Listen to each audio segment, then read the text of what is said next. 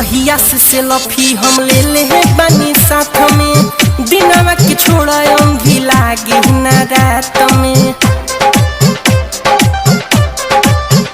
ए भौजी जहिया से सेल्फी हम ले ले बानी साथ में, दिनवा के छोड़ा अंगी लागे ना रात में।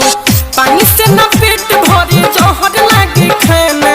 ए भाभी जी ए भौजी हो, तोहरा बहिन के बनाए दू हम जनाना कि मिठुआ भइल दीवाना।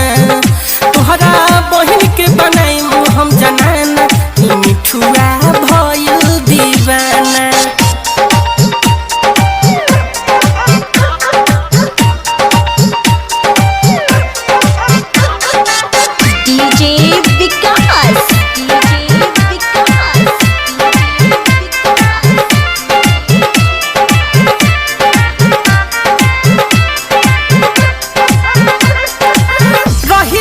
चैन चैन मिले नहीं दिल के, ना जाने कौन रोग लागल बाटी मिलके।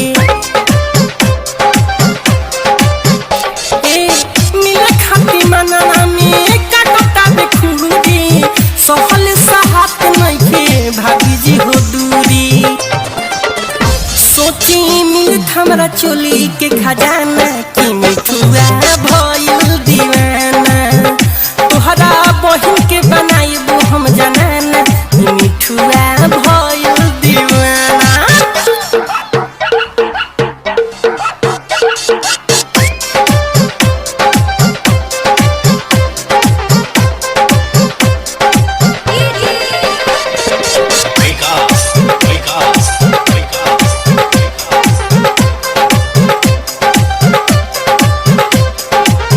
ना भी भाभी उनका भइल बानी हाथी, मन करे डाली हम ताला में चाबी।